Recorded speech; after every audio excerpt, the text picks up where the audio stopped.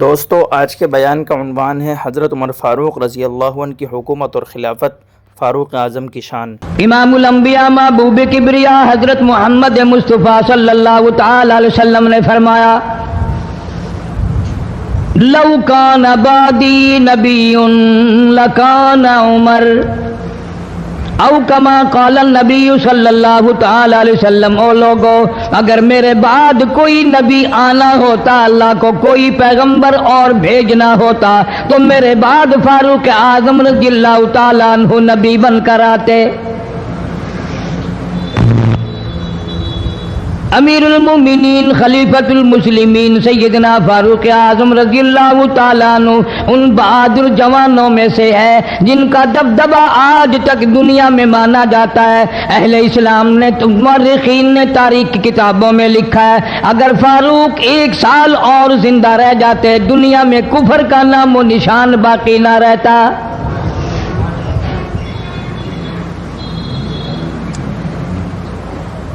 جناب فاروق اعظم رضی اللہ تعالیٰ عنہ بہت بڑا عظیم انسان ہے، بہت بڑا آدمی ہے، بہت بڑی ہستی کا مالک ہے۔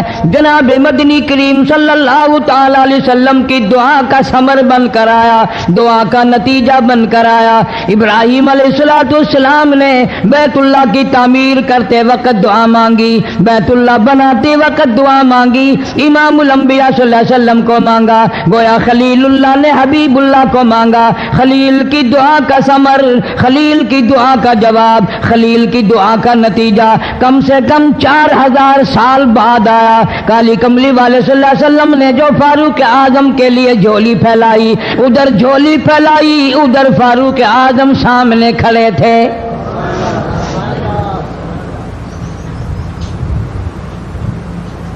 ملتان کے مسلمانوں، کبھی تو سوچا کرو مانگنے والے کی جھولی بھی دیکھ۔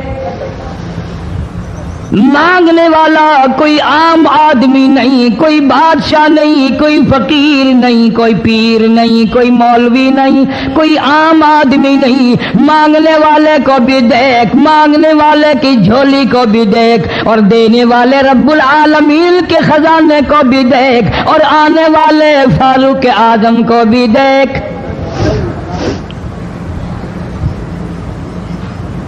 کس شان سے مانگا، رو رو کے مانگا، آہو جاری کر کے مانگا۔ مسلمان بڑے پریشان ہیں۔ سرزمین عرب میں، مکے کی سرزمین پہ مسلمانوں کی تعداد بڑی مختصر ہے۔ مورخین نے لکھا ہے فاروق اعظم رضی اللہ تعالیٰ عنہ کی تشریف لانے والے دن تک مسلمانوں کی تعداد صرف 14 تھی۔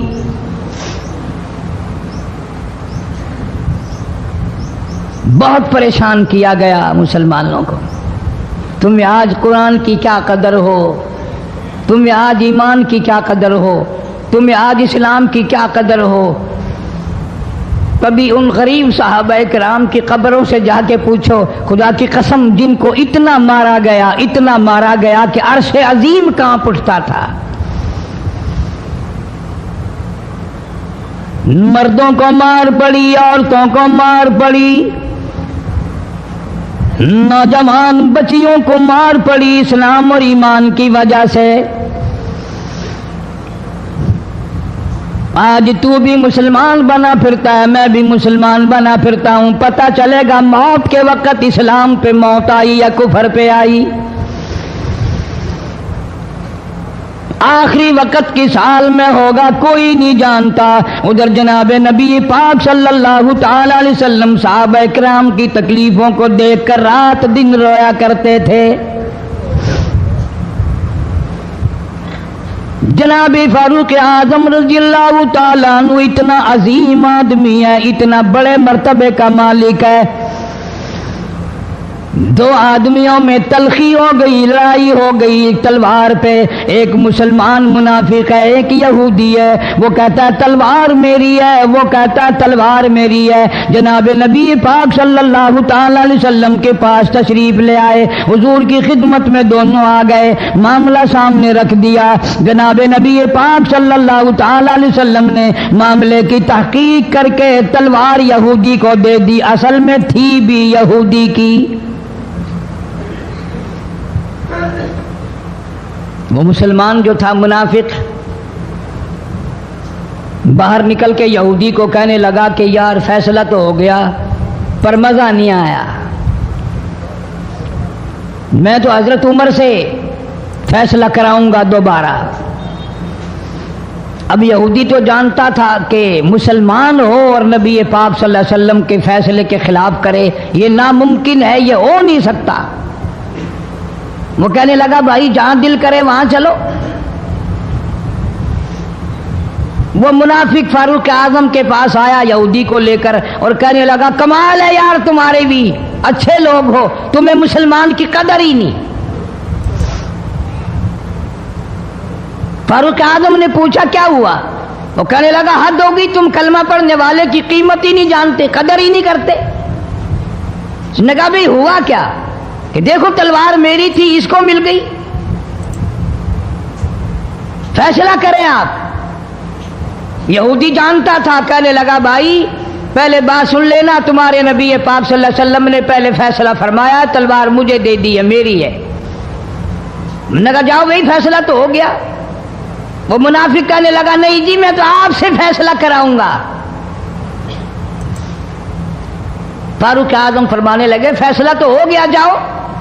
انہوں نے کہا نہیں جی آپ فیصلہ کریں۔ انہوں نے کہا اچھا نبی کے فیصلے کے بعد مجھ سے فیصلہ کرانے آئے ہو؟ کہ جی ہاں میں تو آپ سے فیصلہ کراؤں گا۔ کہ پھر تشریف رکھو میں فیصلہ کر دوں گا۔ حضرت عمر رضی اللہ تعالیٰ عنہ تشریف لے گئے، اندر گھر میں تلوار لے آئے، فرمایا اب بھی چلے جاؤ فیصلہ ہو گیا۔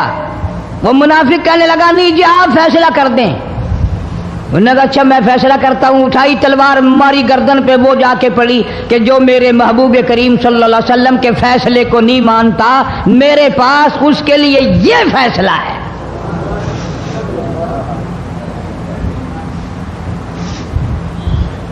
اب وہ منافق تو مر گیا۔ اب مدینے میں اور منافق بھی جتنے تھے شور مچ گیا، ہائے ہائے ابدال مار دیا، ہائے ہائے غوث مار دیا، بڑا نیک تھا، بڑا تہجد گزار تھا، بڑے سجدے کرنے والا تھا، بڑا یوں تھا اور بڑا یوں تھا، شور مچ گیا۔ اور یہ سارے کے سارے نبی پاک صلی اللہ علیہ وسلم کی خدمت میں حاضر ہوئے۔ انہوں نے کہا جی بدلہ دلواؤ، ظلم کر دیا فاروق اعظم کے بارے میں کہا۔ آپ صلی اللہ علیہ وسلم نے معاملے کی تحقیق فرمائی تو آپ نے فاروق اعظم رضی اللہ تعالیٰ عنہ کو بلوایا اور فرمایا معاملہ کیا ہے؟ تو فاروق اعظم نے فرما دیا جی آپ کے فیصلے کے بعد یہ میرے پاس فیصلہ کرانے جو آئے، اس کے لیے میرے پاس جو تیرا فیصلہ نہ مانے، میرے پاس اس کے لیے یہی فیصلہ ہے، اور کوئی فیصلہ کرانے کے لیے آ کے دیکھے یہی فیصلہ کروں گا۔ اب وہ منافق تو ہوتا ہی بے ایمان ہے، وہ مکر گئے۔ انہوں نے کہا نہیں جی ہم میں سے کوئی فیصلے کے لیے گیا ہی نہیں، میں تو بیچارہ نماز پڑھ کے اللہ اللہ کرتا ہوا جا رہا تھا اور خام خواہ مار دیا یوں ہی، کوئی جھگڑا نہیں، کوئی لڑائی نہیں، کوئی فساد نہیں، کوئی فتنہ نہیں، یوں ہی مار دیا بیچارہ، ہائے قرآن پڑھتا ہوا مار دیا، ہائے اللہ اللہ کرتا ہوا مار دیا۔ اب ضرورت پڑی گواہ کی کہ اس بات کا گواہ کون ہے کہ یہ دوبارہ فیصلہ کرانا چاہتا تھا۔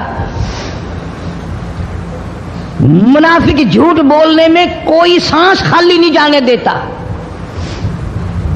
ارشاد فرمایا مدنی کریم صلی اللہ تعالی علیہ وسلم نے لوگوں منافق کی 3 نشانیاں، منافق کی 3 پہچان ہے، منافق کی 3 عادتیں ہیں۔ اذا حدث کذب، جب بھی بات کرے گا جھوٹ بولے گا۔ اذا وعد اخلف، وعدہ کرے گا اس کے خلاف کرے گا۔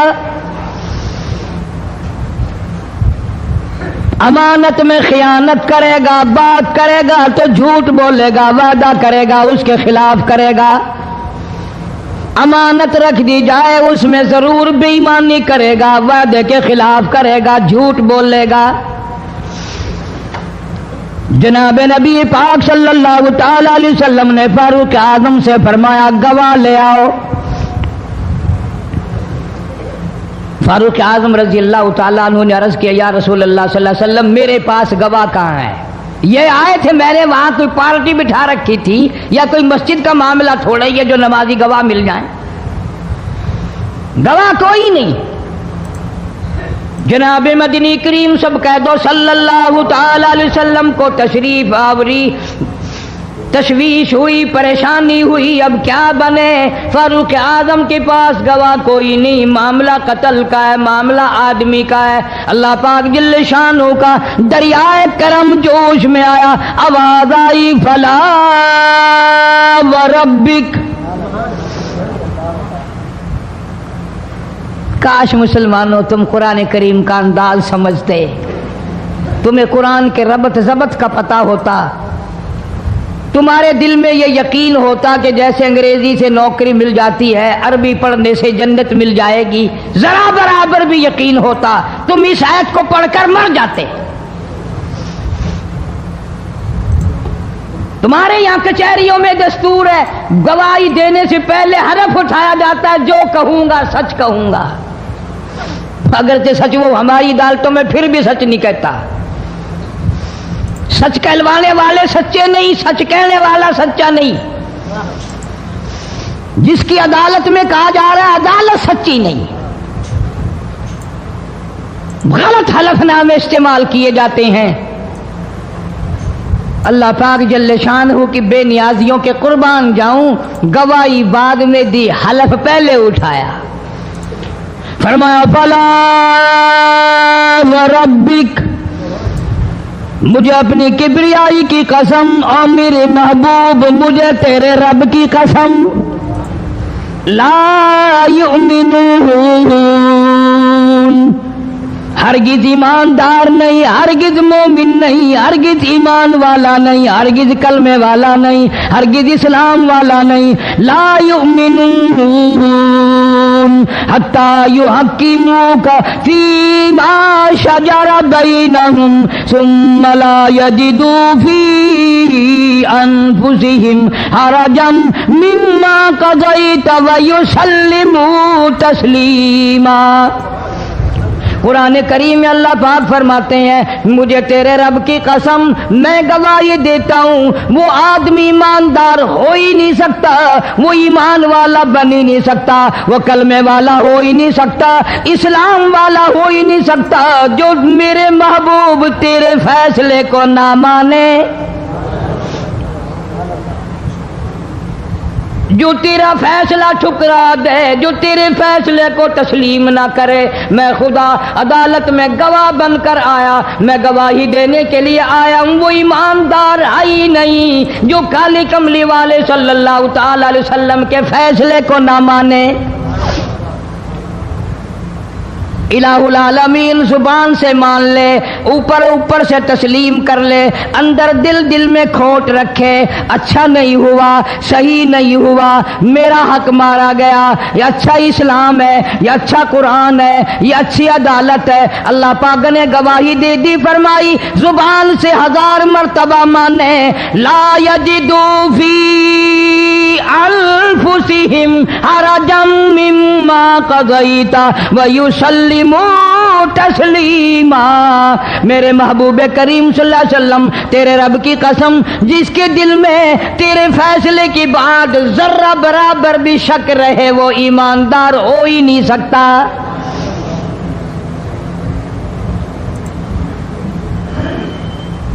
ہم سوچیں تو صحیح، کتنے فیصلے آج ہم اللہ کی عدالت اللہ کے حکم کے مطابق کرتے ہیں۔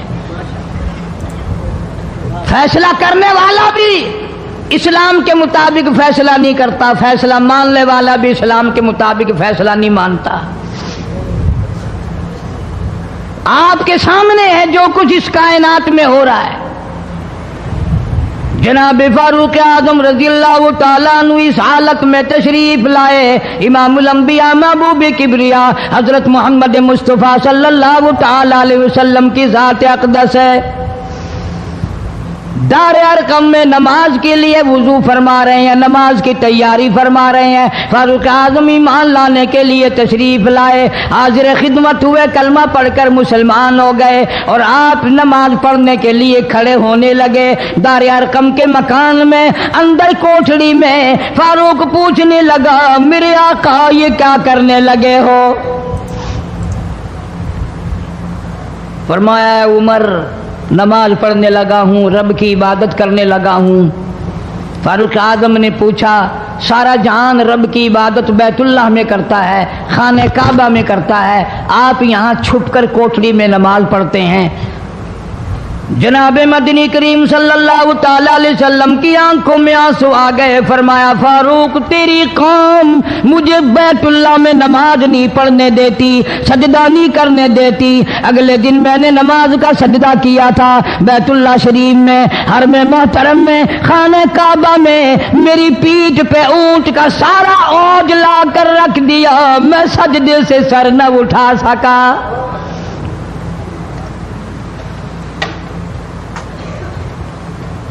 جناب صدیق اکبر رضی اللہ تعالیٰ عنہ فرماتے ہیں، جناب محمد عربی صلی اللہ تعالیٰ علیہ وسلم نے حرم محترم میں بیت اللہ شریف میں کھڑے ہو کر قرآن مجید کی 2-4 آیتوں کی تلاوت فرمائی، سارا مکہ مارنے لگا۔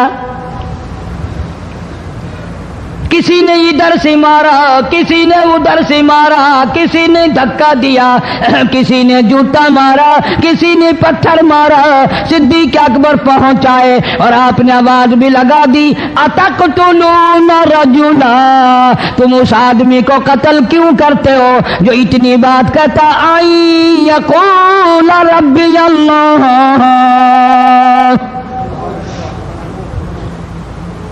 کیوں مارتے ہو جو اتنی بات کرتا ہے کہ رب میرا اللہ ہے؟ اس جرم میں مارتے ہو۔ صدیق اکبر رضی اللہ تعالیٰ عنہ فرماتے ہیں، میرے منع کرتے کرتے بچاتے بچاتے ہٹاتے ہٹاتے ایک ظالم آگے بڑھا اور اس نے مدنی کریم صلی اللہ تعالیٰ علیہ وسلم کے گلے میں کپڑا ڈال کر اتنے بل چڑھائے۔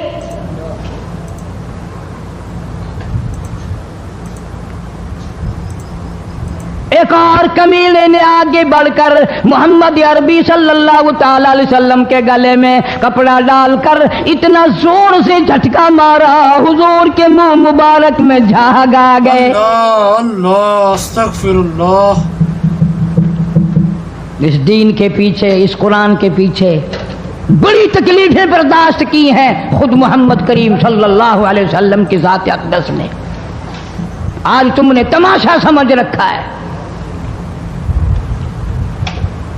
جناب فاروق اعظم رضی اللہ تعالیٰ عنہ نے عرض کر دیا، میرے آقا جب تک میں نہیں آیا تھا کوٹھڑیوں میں نماز ہوتی تھی، چھپ چھپ کر آپ نے نمازیں پڑھی، لیکن یہ ہو نہیں سکتا، میں اسلام میں داخل ہو جاؤں، میں غلام بن چکا ہوں، میں آپ کی خدمت میں حاضر ہو چکا ہوں، ایمان لا چکا ہوں، اور آپ پھر بھی گھر میں نماز پڑھیں تو میرے آنے کا فائدہ کیا ہوا؟ بیت اللہ میں چلیں، خانہ کعبہ میں چلیں، آپ وہاں چل کر نماز ادا فرمائیں۔ عمر تیری قوم مارے گی، ہماری تعداد بڑی ہے، بہت تھوڑی ہے، ہم بڑے کمزور ہیں، مارتے ہیں، میرا گلا گھونٹا گیا، میری پیٹھ پہ اونٹ کا سارا اوج لا کے رکھ دیا گیا۔ خطاب کا بیٹا کہتا ہے، آقا سب کچھ ہوا، خود دیکھا اور خود کیا، سب کچھ سنا، سب کچھ ہوا، لیکن یہ سارے معاملات میرے آنے سے پہلے تھے۔ میرے آقا اب چلو بیت اللہ میں نماز آپ پڑھیں، میں جانوں سارا مکہ جانے۔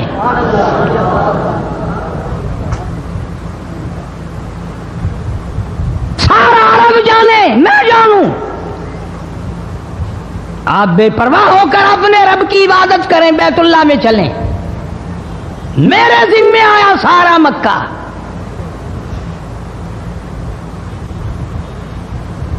آپ لوگ تو یہ نقطے سمجھیں گے ہی نہیں۔ چاہیے یہ تھا کہ حضور کریم صلی اللہ علیہ وسلم فرماتے، چلو ابھی تو مسلمان ہوا ہے، ایک ہفتہ تو ٹھہر جا، پھر چلیں گے، ہم تجھے بھی دیکھ لینا کتنے پانی میں ہے، تجھے بھی دیکھ لینا کتنے پانی میں ہے۔ نہیں، فاروق اعظم کی زبان پر حضور کو اتنا اعتبار تھا، اسی وضو سے اسی وقت بیت اللہ میں تشریف لے گئے۔ تجھے 60 سال ہو گئے کلمہ پڑھتے پڑھتے، تیرے کلمے کا کچھ نہ بنا، تیرے دین کا کچھ نہ بنا، تیرے ایمان کا کچھ نہ بنا، تیری چٹی داڑھی ہوگی پڑھتے پڑھتے، نہ معلوم مرتے وقت کفر پہ مرے گا یا کلمے پہ مرے گا، لیکن فاروق کو کلمہ پڑھے ہوئے 2 منٹ نہیں ہوئے، کالی کملی والے کو اس کے کلمے پہ کتنا بڑا یقین ہے، فوراً بیت اللہ میں تشریف لے گئے۔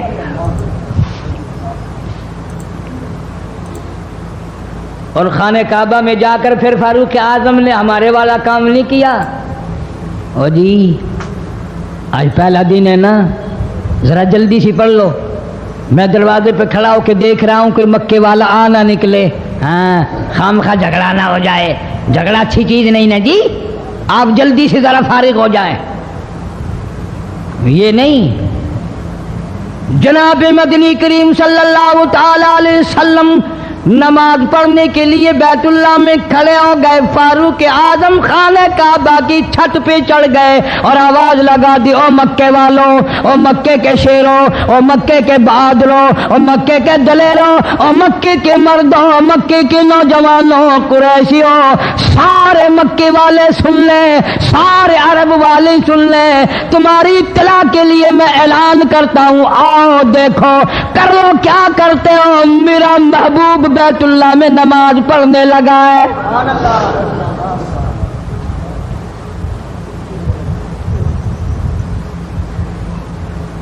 صرف یہی نہیں، آواز لگا دی، مکے والوں جس نے اپنی بیوی کو بیوہ بنانا ہو سامنے آ جائے، جس نے اپنے بچوں کو یتیم کرانا ہو سامنے آ جائے، جس نے اپنے گھر کو اجاڑنا ہو فاروق کے سامنے آ جائے۔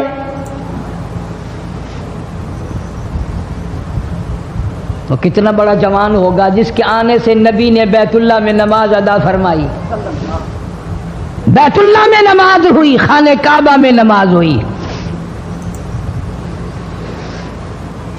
کتنا بڑا منصف، کتنے بڑے عدل کا مالک، بیت المقدس کو فتح کرنے کے لیے لڑائی نہیں کرنی پڑی، انصاف کام آ گیا، آگے بڑھ کر چابیاں حوالے کر دی بھائیوں نے۔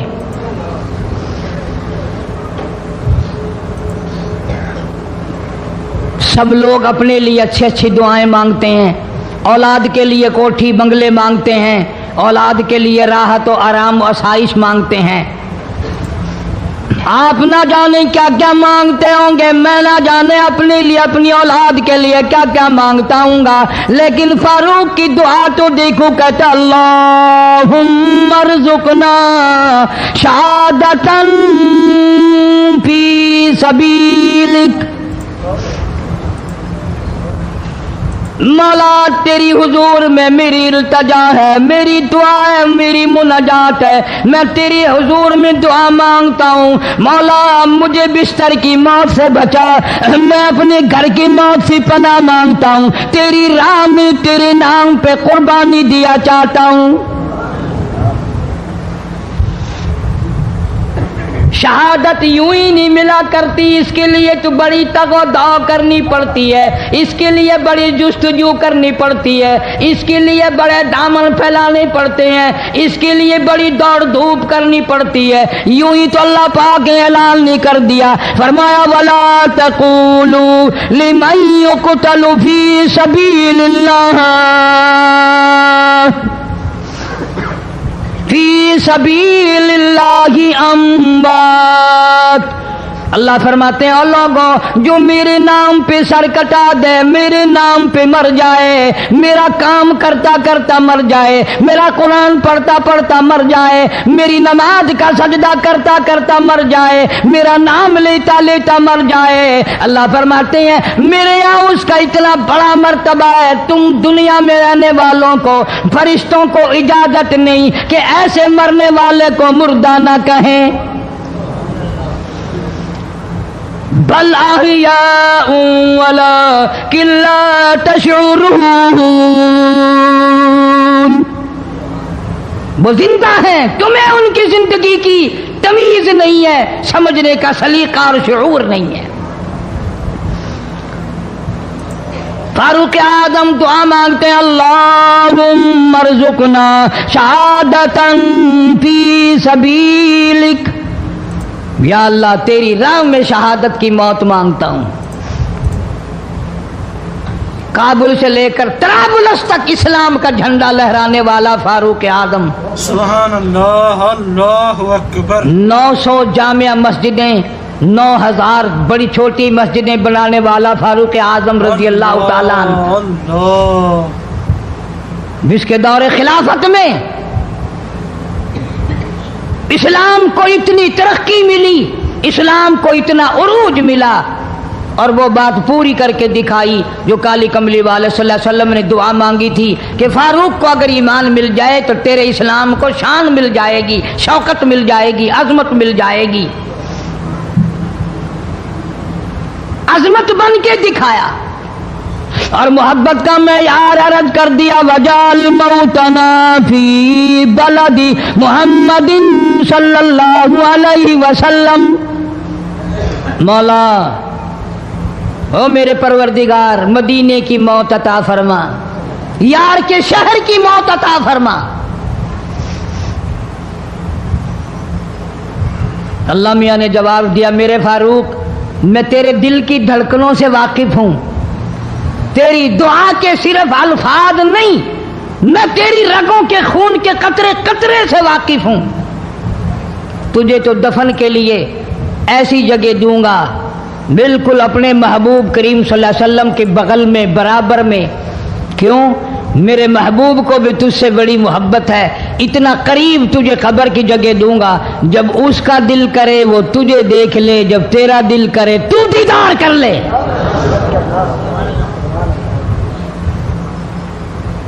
तुझे तो इतना करीब जगह दूंगा, तू मदीना मांगता है। और फरमाया, फारूक तुझे ऐसी मौत दूंगा, किसी की शहादत की गवाही देने के लिए ओहद का पत्थर आएगा, किसी की शहादत की गवाही देने के लिए हुनैन की मिट्टी आएगी, किसी की शहादत की गवाही देने के लिए बदर की मिट्टी आएगी, किसी की गवाही देने के लिए ओहद के पत्थर आएंगे, तो तबूक की मिट्टी आएगी, कादसिया की मिट्टी आएगी। पर ऐ मेरे फारूक आजम रज़ियल्लाहु ताला अन्हु, तेरी शहादत की गवाही देने के लिए मेरे नबी का मुसल्ला आएगा, तेरी शहादत की गवाही देने के लिए फजर की नमाज आएगी। अल्लाह का पैगाम आया, उन्होंने जब ठुकरा दिया, जिब्रील अमीन ने एक चीख मारी, एक चिंगाड़ मारी, सारी कायनात इंसानी बर्बाद हो गई। فأخذتكم الصاعقة وأنتم تنظرون।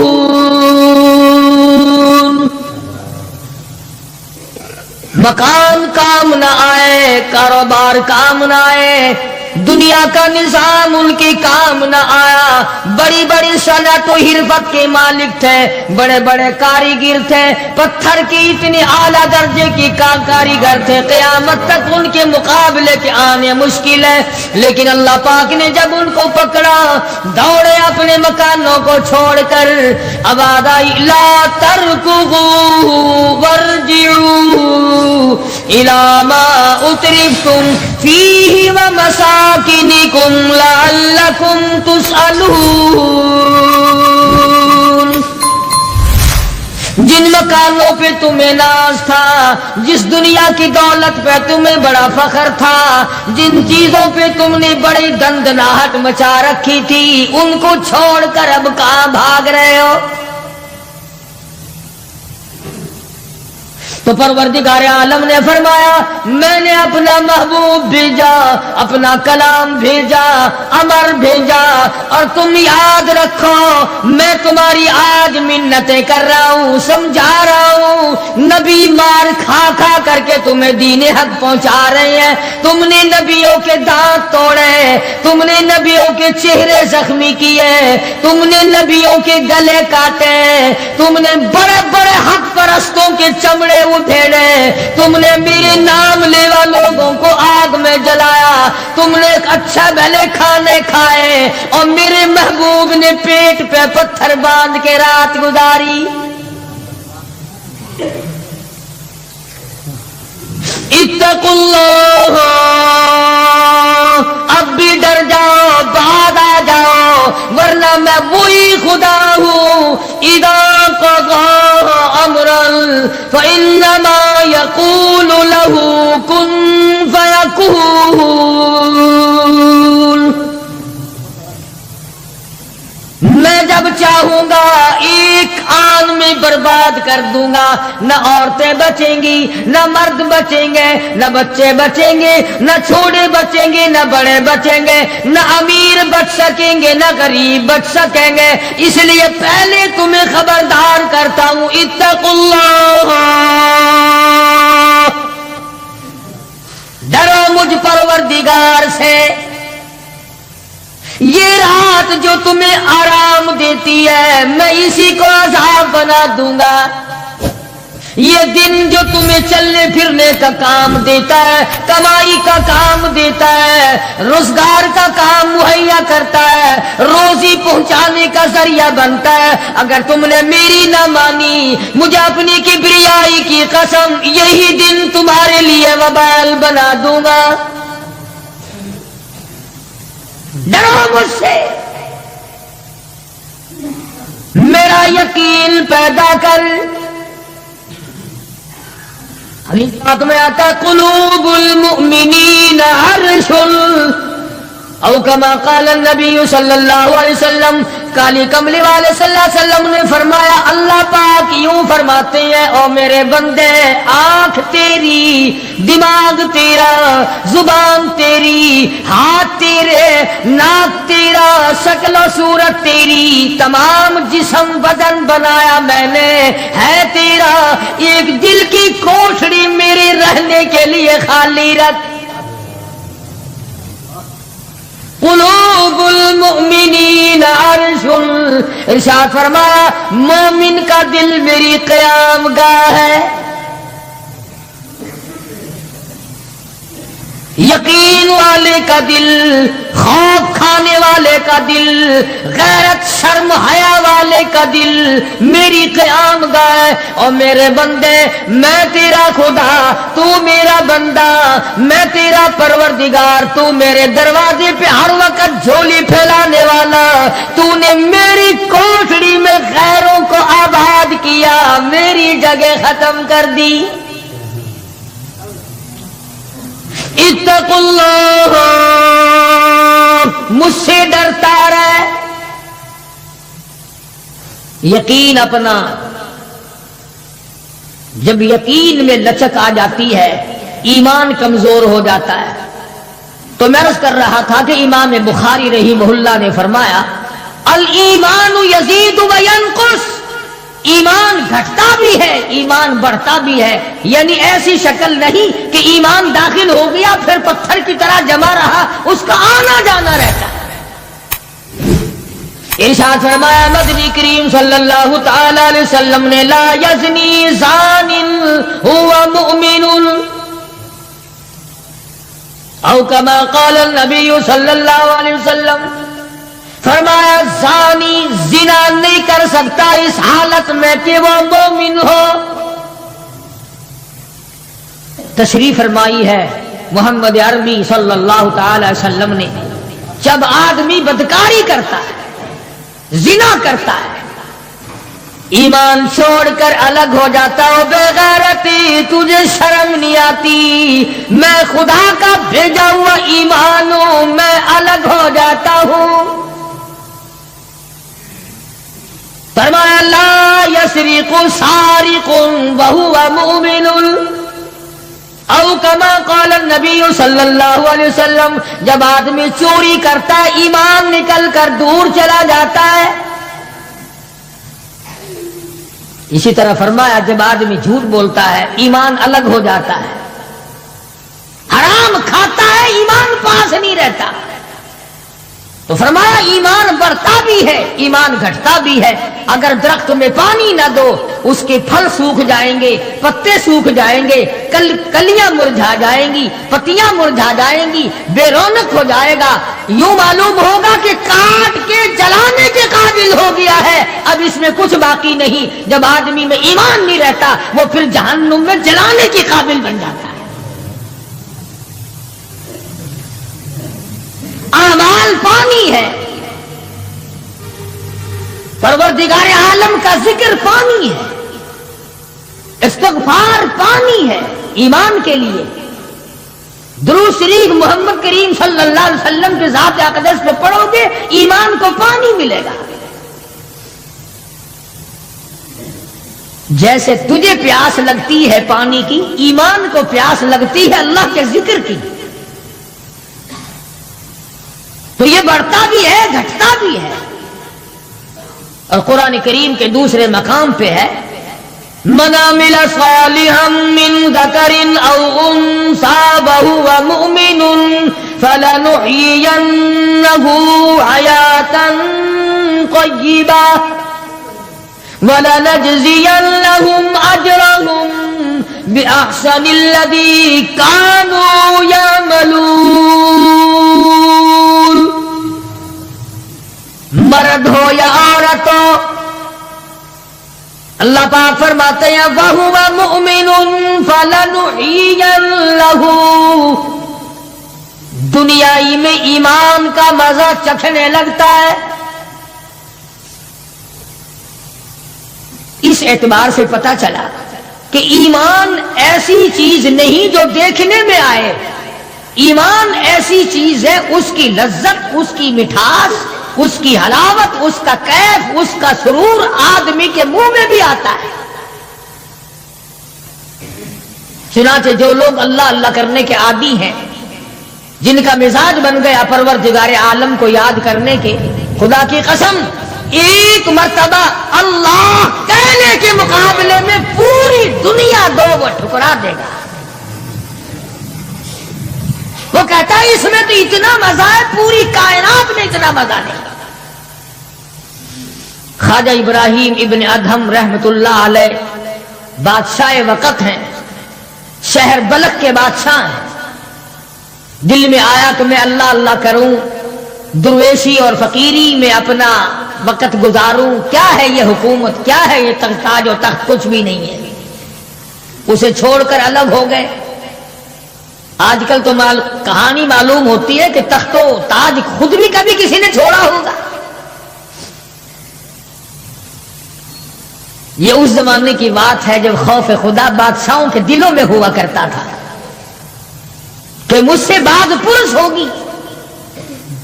سیدنا فاروق اعظم رضی اللہ تعالیٰ عنہ فرماتے ہیں اگر میری حکومت میں ایک کتا بھی پیاسا رہ گیا قیامت میں اللہ پاک پوچھے گا حکومت تیری تھی، میرا کتا پیاسا کیوں رہا.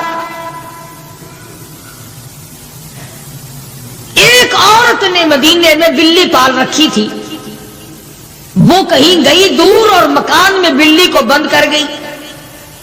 اسے زیادہ وقت لگ گیا، وہ بھوک پیاس کی وجہ سے مر گئی بلی. مدنی کریم صلی اللہ علیہ وسلم نے فرمایا جب وہ عورت مری میں اس عورت کو جہنم میں جلتا ہوا دیکھ رہا ہوں. جو خدا بلی کی اور کتے کی پیاس کو برداشت نہیں کر سکتا تم اس خدا سے یہ امید نہیں رکھتے کہ وہ ہم سے بھی پوچھے گا. آدمیوں کے بارے میں وہ خدا نہیں پوچھے گا، انسانوں کے بارے میں نہیں پوچھے گا، ماں باپ کے بارے میں نہیں پوچھے گا، استاد اور پیر کے بارے میں نہیں پوچھے گا. وہ خدا اپنے قرآن کے بارے میں نہیں پوچھے گا کہ تم نے قرآن کی کیا قدر و قیمت کی ہے. تو خواجہ ابراہیم ابن ادہم رحمت اللہ علیہ نے بلخ کی بادشاہت کو ٹھوکر مار فرمایا یہ پڑا ہے تمہارا تخت و تاج، اٹھاؤ اسے، یہ کیا دولت ہے، کچھ بھی نہیں. کچھ دنوں کے بعد خواجہ صاحب سے ملاقات ہوئی بادشاہ کی. وہ بھی کوئی نیکی آدمی ہوگا، کہنے لگا کہ اگر آپ چاہیں تو میں آپ کی بادشاہت اب بھی لوٹا سکتا ہوں. کبھی کبھی ہوتا ہے نا آدمی تیش میں آ کر نیکی کا ارادہ کر بیٹھتا ہے، تیش میں آ کر نیکی کا پروگرام بنا لیتا ہے مگر پھر پچھتاتا ہے کہ آئے کاش میں ایسا نہ کرتا.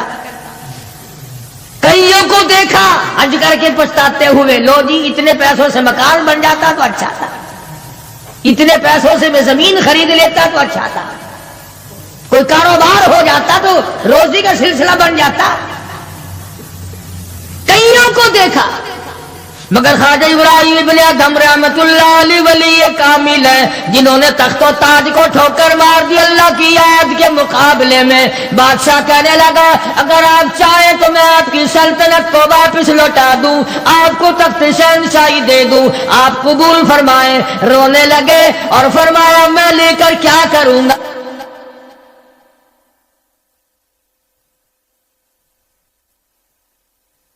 مجھے میری فقیری میں، مجھے میری درویشی میں، مجھے اللہ اللہ کرنے میں جو مزہ آتا ہے وہ سلطنت اور تخت و تاج میں تجھے کبھی نہ آیا ہوگا. کب آ سکتا ہے؟ فرمانے لگے تتجافى جنوبهم عن المضاجع يدعون ربهم خوفا وطمعا ومما رزقناهم ينفقون. فرمایا سر سجدے میں رکھ کر میں ایک مرتبہ یوں کہتا ہوں سبحان ربی الاعلی، جو اس میں مزہ آیا وہ ساری عمر کی بادشاہت میں مزہ نہ ہے. وہ کیف کہاں، وہ لذت کہاں، وہ سرور کہاں، وہ تمام حلاوت کہاں جو پروردگار عالم نے اپنی یاد میں رکھی ہے. اور خدا کو یاد وہ آدمی کرے گا جو اللہ کے ڈر کو پہلے دل میں بسا لے گا. فرمایا اتقوا اللہ وکونوا مع الصادقین.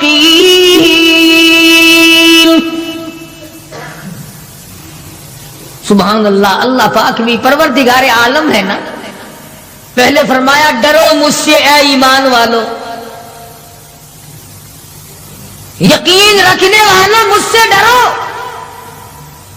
کلمہ پڑھنے والوں مجھ سے ڈرو، مجھے اپنا رب ماننے والوں مجھ سے ڈرو، محبوب دو عالم صلی اللہ علیہ وسلم کو آخر الزمان پیغمبر ماننے والوں مجھ سے ڈرو.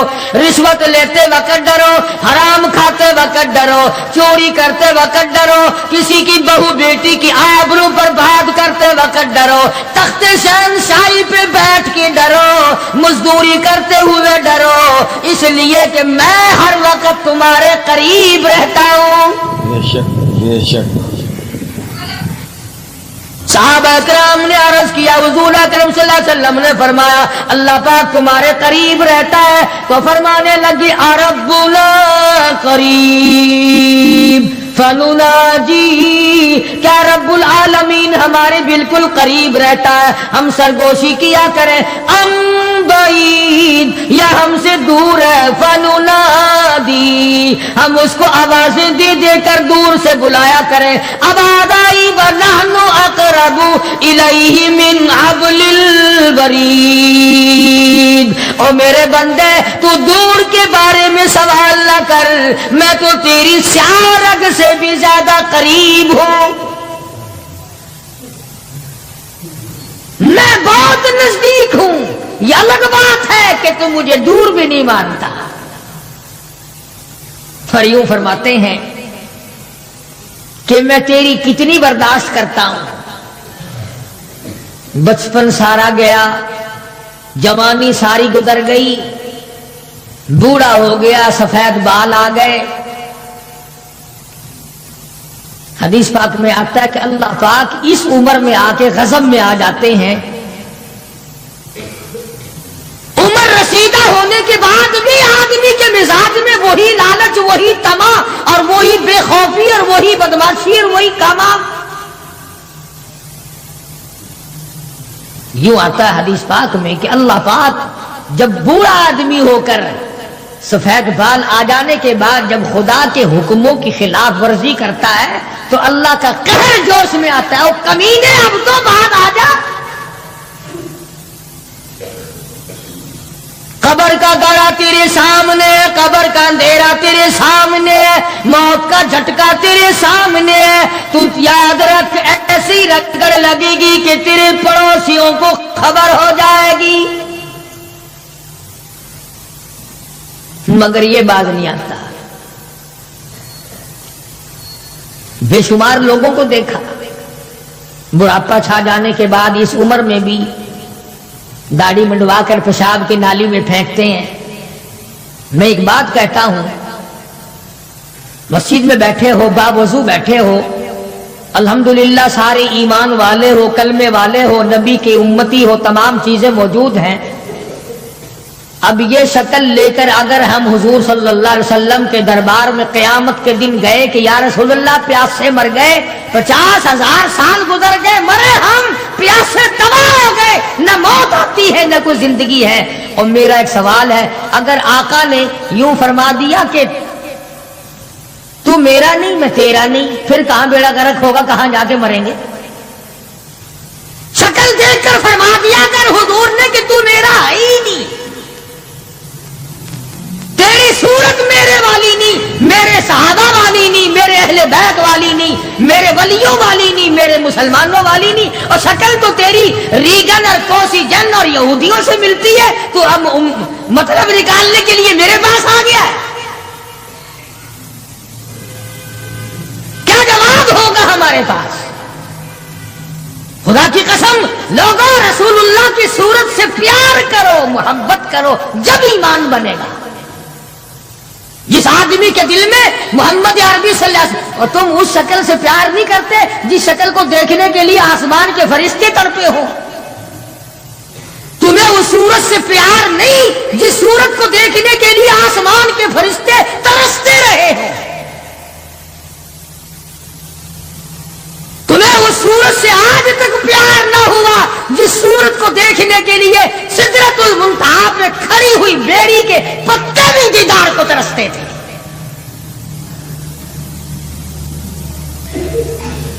ویسے ماشاءاللہ بڑی محبت کا دم بھریں گے، ہمارے نبی یوں ہیں، ہمارے نبی یوں ہیں.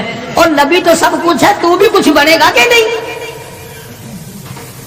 وہ تو سب کچھ تھے، تو اپنا بتا تو کون ہے؟ اگر غلام ہے تو میرے آقا کا، پھر غلام والی شکل بنا، آقاؤں والی شکل نہ بنا. امام الانبیاء محبوب کبریا حضرت محمد مصطفیٰ صلی اللہ تعالی علیہ وسلم نے صاف صاف فرما دیا، اور لوگوں قرآن کریم کا 19واں سپارہ اٹھاؤ، رب العالمین کا عطا کردہ حوض کوثر ہوگا، مدنی کریم صلی اللہ علیہ وسلم اس پہ تشریف فرما ہوں گے، 50,000 سال کے پیاس سے آئیں گے، آپ اپنے رحمت والے دستی مبارک سے پانی پلائیں گے.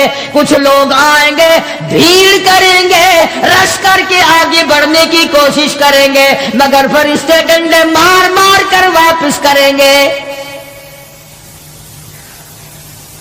حضور اکرم صلی اللہ علیہ وسلم فرمائیں گے آنے دو میری امتی معلوم ہوتے ہیں، آنے دو.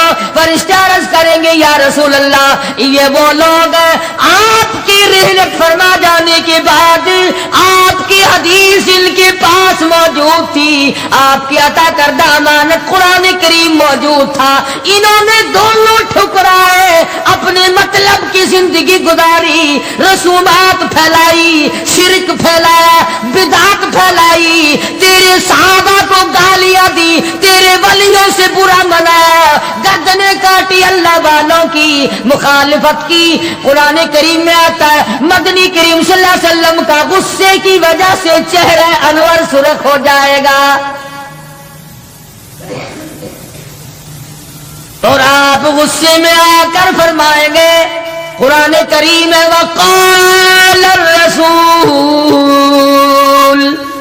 یا ربی لقوم اتخذوا یا ربی لقوم، اے میرے پروردگار یہ میری قوم، یہ میرا کلمہ پڑھنے والے، اتخذوا هذا القرآن مہجورا، یہ وہ لوگ ہیں انہوں نے قرآن مجید کا مذاق اڑایا، انہوں نے قرآن مجید کا تمسخر اڑایا، انہوں نے تماشا سمجھا تیرے قرآن کو. وَكَذَلِكَ جَعَلْنَا لِكُلِّ نَبِيٍّ عَدُوًّا مِنَ الْمُجْرِمِينَ. اے اے میرے پروردگار یہ میرے نہیں، میں ان کا نہیں، یہ جیسے پہلے نبیوں کے دشمن ہوا کرتے تھے یہ میرے دشمن ہیں۔ استغفراللہ استغفراللہ۔ اندازہ لگاؤ ایسی صورت میں کیا بنے گی، ایسے حالات میں کیا بنے گا، کس طرح پہ زندگی بسر ہوگی، کیسے جنت میں جائے گا، کیسے پروردگار عالم کا دیدار ملے گا، کیسے رضا ملے گی، کیسے رب العالمین کی رحمت اور کریمی تجھے حاصل ہوگی۔ صحابہ کرام رضوان اللہ تعالی علیہم اجمعین کی جماعت جو یقین میں اتنی آگے نکل گئی تھی کہ دنیا میں اس کا مقابلہ کرنے والا کوئی، حضور کی آنکھ کے اشارے پہ یقین، آپ کے فرمان پہ یقین، آپ کے اعمال پہ یقین۔ جس جگہ حضور صلی اللہ علیہ وسلم کو صحابہ نے، تم سمجھتے ہوگے کہ سنت صرف نیکیوں میں، نماز میں سنت معلوم کرو، وضو کرنے کی سنتیں معلوم کرو، روزے کی سنتیں معلوم کرو، جمعہ نماز میں حضور کی سنتیں معلوم کرو، نہیں، صحابہ کرام اس جگہ تمام عمر بیٹھا کرتے تھے جہاں پہ محمد کریم صلی اللہ علیہ وسلم پیشاب کے لیے بیٹھے تھے۔ یہ ہے وہ عشق کا مقام۔ اب چلو عبادت میں تو ٹھیک ہے، یہ بھی کوئی بات ہے کہ جہاں حضور صلی اللہ علیہ وسلم پیشاب کے لیے بیٹھے تھے وہاں ہر صحابی وہاں پیشاب آئے نہ آئے بیٹھتا ہے۔ دیکھنے والے نے پوچھا ابو ہریرہ رضی اللہ تعالیٰ عنہ سے کہ جی آپ یہاں کیوں بیٹھے؟ فرمانے لگے اس لیے کہ یہاں میرے آقا بیٹھے تھے۔ کس لیے بیٹھے تھے؟ کہ یہاں حضور نے پیشاب فرمایا تھا۔ اب بھلا یہ بھی کوئی بات ہے کہ حضور نے یہاں پیشاب، صحابہ کہتے ہیں کہ ہم تو ہر اس ادا کو اپنائیں گے جو ہم نے اپنے آقا کی دیکھی۔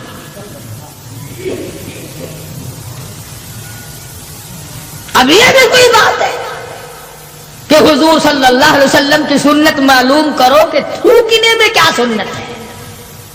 اب یہ تو کوئی عبادت نہیں، تھوکنا تو کوئی عبادت نہیں، مگر صحابہ کہتے ہیں کہ جس نے سنت کے مطابق تھوکنا ہو وہ بائیں طرف تھوکے، کھبی طرف تھوکے، آگے نہ تھوکے، ادھر رب العالمین کی ذات اس کے ساتھ ساتھ چلتی ہے، دائیں طرف نہ تھوکے، ادھر نیکی لکھنے والا فرشتہ ہے اس کا اکرام کرے۔ صحابہ نے تھوکنے کی سنت کو بھی اپنایا، پیشاب کرنے کی سنت کو بھی اپنایا، استنجا کرنے کی سنت کو بھی اپنایا، معلومات کی ہیں، پوچھنے گئے ہیں ازواج مطہرات کے پاس صحابہ کرام تمام چیزیں۔ اب یہ بھی کوئی عبادت ہے کہ صاحب جوتا جب پہنو تو دایاں پاؤں پہلے ڈالو جوتے میں اور نکالو تو بایاں پاؤں پہلے نکالو؟ یہ کوئی عبادت تھوڑی ہے، مگر صحابہ کرام کہتے ہیں کہ ہمیں یہ معلوم ہوا اور ہم نے حضور صلی اللہ علیہ وسلم کو ہمیشہ یوں دیکھا، ہم تو یوں ہی کریں گے۔ اور جس قوم نے حضور کی اتباع جوتیاں پہننے میں کی ہو، تھوکنے میں اتباع کی ہو، پیشاب کرنے میں اتباع کی ہو، پیغمبروں اور کھانے میں اور پینے میں اور حکومت چلانے میں اور عدل و انصاف کرنے میں اور غریب کی ہمدردی کرنے میں حضور اکرم صلی اللہ علیہ وسلم کی سنتوں پہ عمل کیا ہو، ان سے زیادہ یقین والا کون ہو سکتا ہے؟ عروہ بن مسعود رضی اللہ تعالی عنہ سقفی صحابی ہے، بعد میں مسلمان بنے، حدیبیہ کے مقام پر کفار کی طرف سے سفیر بن کر آئے حضور صلی اللہ علیہ وسلم سے بات کرنے کے لیے۔ اللہ اکبر، عروہ بن مسعود بات کرتے تھے حضور صلی اللہ علیہ وسلم سے تو ہاتھ آگے بڑھا کر یعنی خوشامدانہ طریقے سے حضور صلی اللہ علیہ وسلم کی داڑھی مبارک کی طرف ہاتھ کرتا تھا عروہ بن مسعود جو ابھی مسلمان نہیں تھا۔ عروہ بن مسعود رضی اللہ تعالیٰ عنہ نے ہاتھ بڑھایا حضور کی داڑھی مبارک کی طرف، منت کی غرض سے، بات کرنے کی غرض سے، خوشامد کی غرض سے۔ مغیرہ ابن شعبہ رضی اللہ تعالی عروہ بن مسعود کا سگا بھتیجا حضور صلی اللہ علیہ وسلم کے پاس پہرے دار بن کے کھڑا ہے. ادھر عروہ بن مسعود نے ہاتھ آگے کیا. مغیرہ ابن شعبہ سگے بھتیجے نے جو ایمان لا چکا تھا چچا کے ہاتھ پہ تلوار کا قبضہ مارا اور کہنے لگا ہاتھ پیچھے رکھے ورنہ کاٹ کے رکھ دوں گا.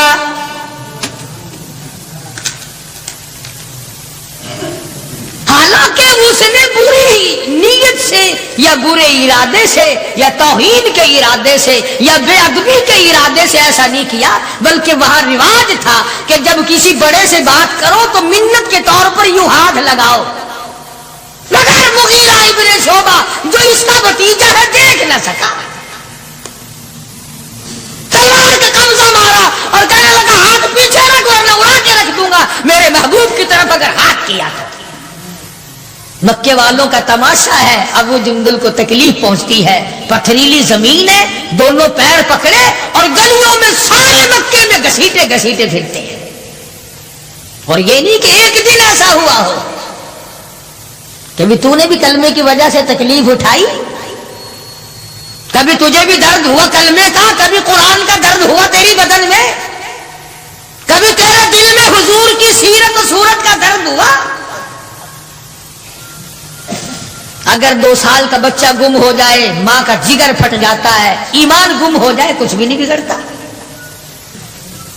بکری چوری ہو جائے تو لوگ کلیجہ پکڑے پھرتے ہیں، ہائے ہائے میری بکری چلی گئی. کروڑوں روپے کا ایمان چلا جائے کوئی غم نہیں، کوئی دکھ نہیں، کوئی پریشانی نہیں. ابو جندل رضی اللہ تعالیٰ عنہ کو اتنی مار پڑتی ہے، تکلیفیں بھگتتی ہے. پتا چلا کہ یہاں 6 میل کے فاصلے پر میرے آقا حدیبیہ میں تشریف لائے.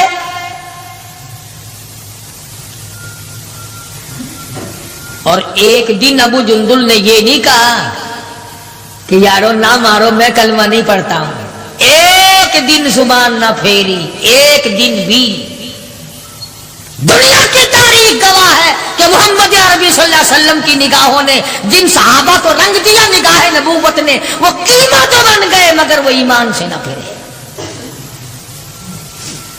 تیرے ورگے نہیں تھے، مرید کسی کا اور کام کسی کے، شاگرد کسی کا اور کام کسی کے، مقتدی کسی کا اور کام کسی کے. جب پتہ لگا ابو جندل رضی اللہ تعالی عنہ کو پہاڑ کے اوپر سے چڑھتا اترتا، پیروں میں بیڑیاں ہیں، چھل کر رہ گیا. آس لگائی دل میں کہ میں حضور کا دیدار کیا کروں گا، حضور کی خدمت میں رہوں گا، مسلمانوں کے ساتھ نماز پڑھوں گا، میری مصیبت کے دن ٹل جائیں گے، میں آزاد ہو جاؤں گا. کافروں نے مجھے غلام بنا رکھا ہے، مارتے ہیں رات دن. یہ آس لگا کر، امید لگا کر، سہارا بنا کر ابو جندل رضی اللہ تعالی گرتے پڑتے، مصیبت اٹھاتے، تکلیف جھیلتے حضور کے قافلے میں آ گئے. زیارت کی، تمام مسلمانوں سے ملا. جس وقت یہ ابو جندل آیا تو کفار مکہ اور حضور صلی اللہ علیہ وسلم کے درمیان ایک معاہدہ تیار ہوا کہ آج کے بعد جو مسلمان بن کر آئے گا تمہیں واپس کرنا پڑے گا، اور جو مسلمان کافر بنے گا ہم واپس نہیں کریں گے. ابھی دستخط بھی نہیں ہوئے کہ ابو جندل آ گئے. اس کا چچا کہنے لگا یہ غدار میں اس کو نہیں دوں گا. حضور نے فرمایا ایک آدمی مجھے مانگا ہوا دے دو، ابھی تو دستخط بھی نہیں ہوئے، عہد نامہ مکمل بھی نہیں ہوا، اس کی بات سے شمار کریں گے. وہ کہنے لگا نبی کی زبان کو ہم ابھی دیکھیں گے پھرتے ہیں یا قائم رہتے ہیں. بڑی کوشش کی مگر وہ نہ ماننا. تھپڑ مارے محمد عربی صلی اللہ علیہ وسلم کے سامنے. اس سفیر چچا نے حضرت ابو جندل رضی اللہ تعالی عنہ، سارے مسلمانوں کو تیش آیا، غصہ آیا، مگر حضور کے حکم کے انتظار تھے. یہ ہے نبی کو ماننا. اندازہ لگاؤ جس نے کئی سال مار کھائی ہو آج آس لگا کر سہارا لگا کر امید بنا کر گرتا پڑتا ڈرتا مرتا پہنچا ہے اور آج بھی مسلمانوں سے الگ کیا جا رہا ہے. حضور صلی اللہ علیہ وسلم نے فرما دیا چلا جا واپس تیرا اللہ مالک ہے. ایمانداری سے سوچو. اس کو یہ پتا نہیں کہ اب میرا کافر کیا کریں گے. وہ تو پہلے ہی چمڑا ادھیڑتے تھے, وہ تو پہلے ہی رگ رگ میں کانٹے چبھویا کرتے تھے, وہ تو پہلے ہی گرم لوہے کی زرہ پہنا کر دھوم میں پھینک دیا کرتے تھے, وہ تو پہلے ہی کئی دن پانی نہیں دیا کرتے تھے. اسے ابو جندل کو اچھا بھلا پتا ہے کہ اب تو مجھے مکے والے ایسی مار دیں گے کہ حد ہو جائے گی. اکڑ جانا چاہیے تھا. ہاں میرے ورگا مسلمان اور تیرے ورگا مومن ہوتا نا, وہی کہتا واہ واہ واہ واہ سبحان اللہ, آپ نبی ٹھیک ہیں, یہ صحابہ ٹھیک ہے, میں مصیبت ہی اٹھاتا رہا ہوں, میں کیوں جاؤں, میں تو نہیں جاتا. مجھے پتا نہیں مجھے وہ ماریں گے. میری کمر دیکھو, میرا سر دیکھو, میرا بدن دیکھو, انہوں نے مار کے میرا کیا حال کر رکھا ہے. پھر میں آپ مجھے فریدی کے پاس بھیجتے ہو.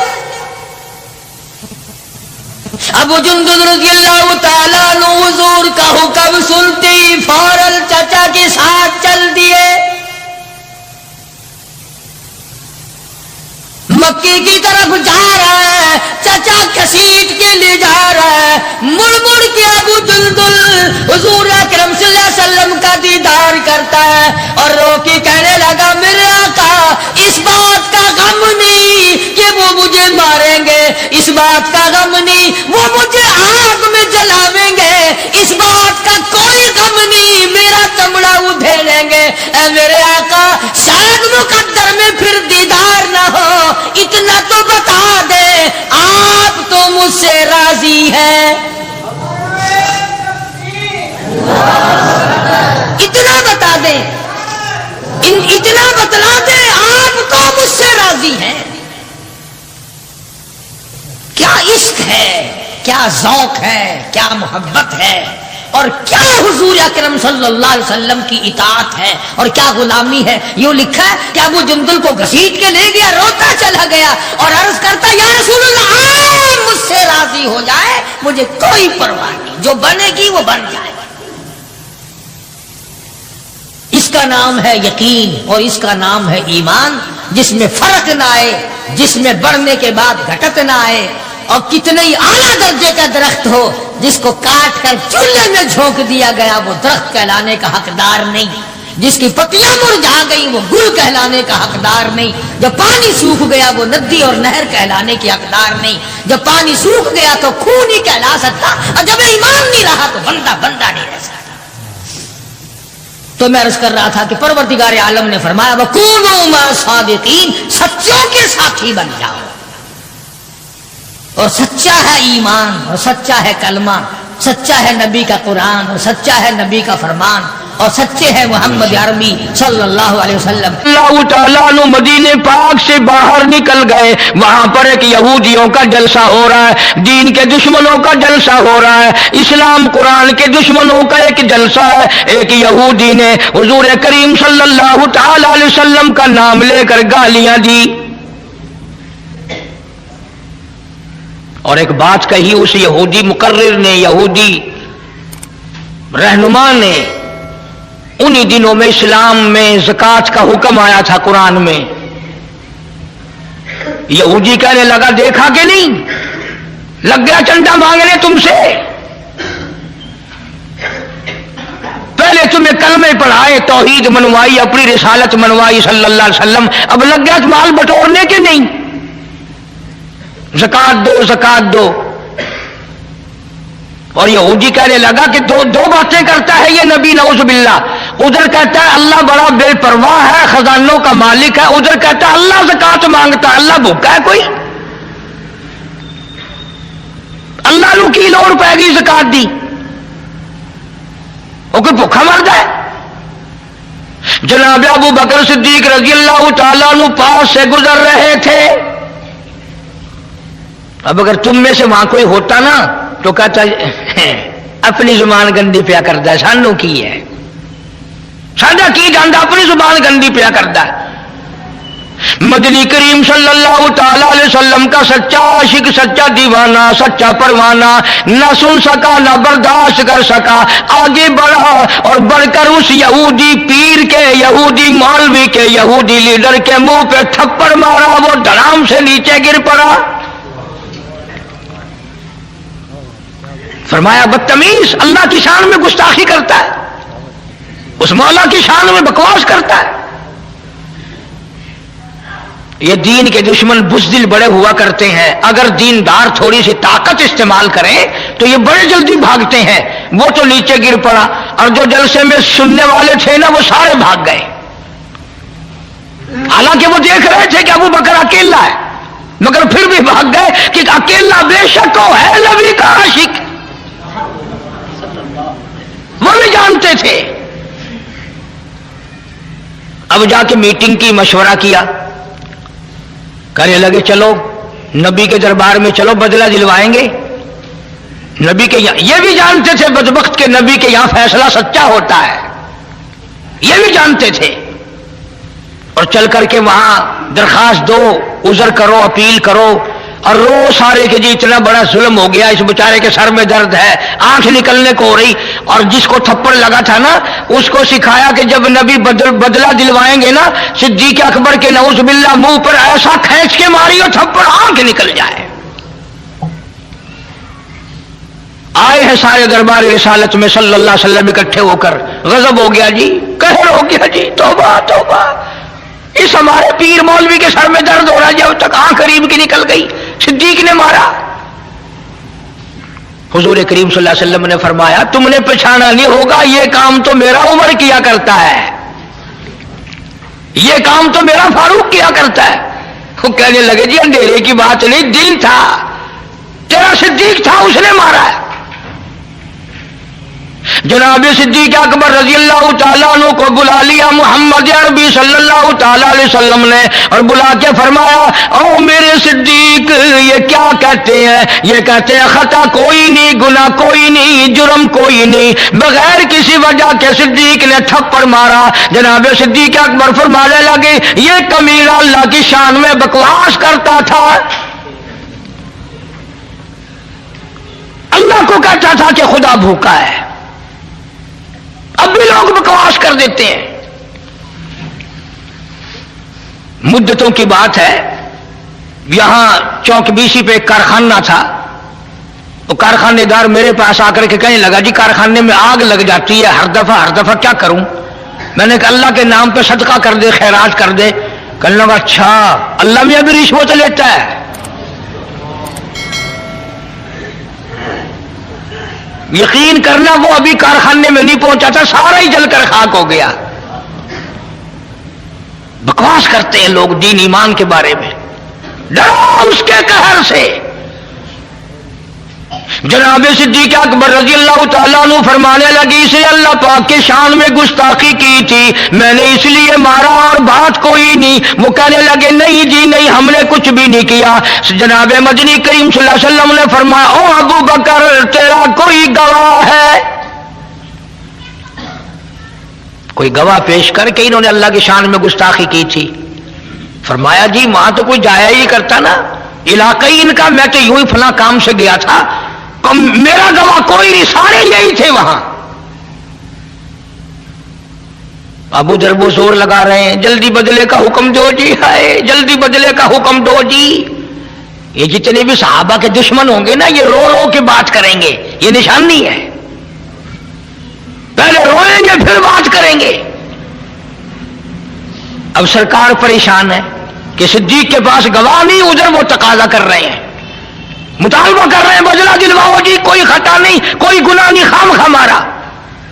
اللہ غنی آواز آئی او میرے محبوب جلدی نہ کر، یہ ابو بکر صدیق ہو یا اس کی بیٹی صدیقہ ہو، ان کو جب گواہوں کی ضرورت پڑے گی تو مدینے کے گواہ کی ضرورت نہیں، مکے کے گواہ کی حاجت نہیں، انصار مہاجرین کے گواہ کی ضرورت نہیں، او کالی کملی والے ان کو جب بھی گواہ کی ضرورت پڑے میں خدا گواہ بن کر خدا ہوں گا۔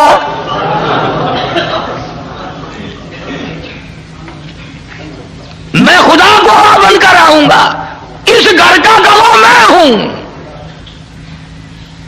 قرآن مجید آ گیا، فرمایا لقد سمع اللہ قول الذین قالوا ان اللہ فقیر۔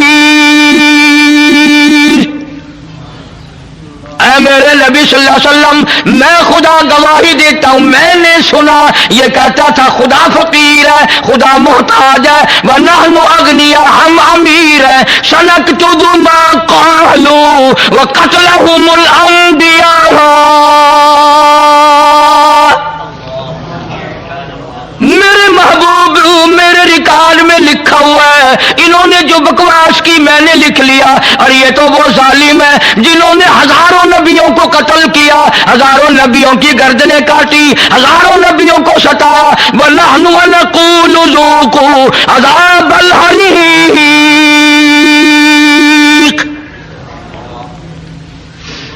ان کے لیے تو میں نے ہزاروں تیار کر رکھا ہے۔ میرے محبوب گواہ مانتے ہو، صدیق کا گواہ میں خدا ہوں۔ اس پوری کائنات میں صدیق اکبر کے سوا اور کون کہہ سکتا ہے جس کے بارے میں خدا نے یوں کہا ہو کہ میں گواہ ہوں اور میں نے سنا ہے اور میں کہتا ہوں۔ یہی وجہ صدیقہ کائنات جناب عائشہ صدیقہ رضی اللہ تعالیٰ عنہا کے واقعے میں ہوئی، جب منافقوں نے بہتان باندھا، الزام لگایا، شورش کی، نبی کریم صلی اللہ علیہ وسلم نے حضرت عائشہ کو صدیق کے گھر پہنچا دیا۔ حضرت عائشہ ساری رات روتی ہے، مولا تو جانتا ہے میری پاک دامنی کو، اور میری تو سمجھ نہیں کام کرتی۔ آپ لوگ اپنے بیٹے کے لیے شریف نو تلاش کرتے ہیں، اپنی بیٹی کے لیے شریف لڑکا تلاش کرتے ہیں، اللہ نے اپنے محبوب کے لیے اچھی لڑکی تلاش نہیں کی؟ تجھے اپنا بیٹا پیارا ہے، خدا کو کالی کملی والا پیارا نہیں؟ میرا عقیدہ اور ایمان ہے، نبی نے کوئی رشتہ خود نہیں کیا، سارے پیغمبر کے رشتے خدا نے کیے۔ آج رشتے یا مامے کریں گے یا نانے کریں گے یا خالہ کریں گی یا بوا پھوپھی کریں گی، بہن بہنوئی کریں گے، نہ ہمارے نبی صلی اللہ علیہ وسلم کے سارے رشتے خود خدا نے کیے۔ اس لیے میں کہتا ہوں میرے نبی کے یار بھی نرالے، میرے نبی کے رشتے دار بھی نرالے۔ اور یہ ابو بکر کمال ہے، خدا نے تو آگے چل کر کے بات کہہ دی کہ یہ تو وہ ظالم ہیں جنہوں نے ہزاروں نبی قتل کیے ہیں۔ ذالک بما قدمت ایدیکم وان اللہ لیس بظلام للعبید۔ انہوں نے اتنے بڑے بڑے ظلم ڈھائے ہیں، انہوں نے اتنے بڑے بڑے بے انصافیاں کی، میں خدا جانتا ہوں جب میں ان کو پکڑوں گا تب پتہ چلے گا۔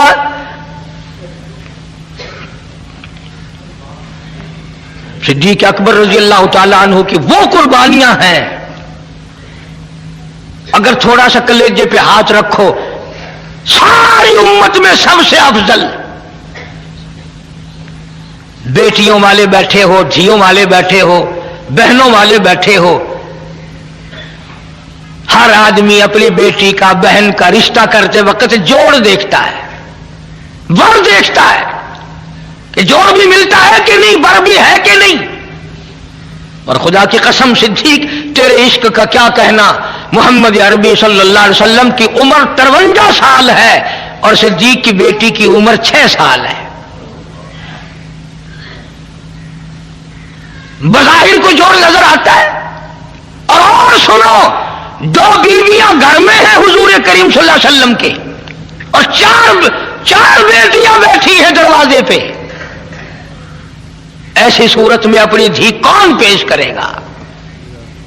عمر کا یہ حال ہو اور گھر کا یہ حال ہو کہ آگے 2 سوکنے اور ہیں، 4 بیٹیاں بیٹھی ہیں۔ مگر نہیں، صدیق اکبر تو وہ جوان ہے جو کہتا ہوں میرا مال بھی آقا تیرے لیے، میری آل بھی تیرے لیے۔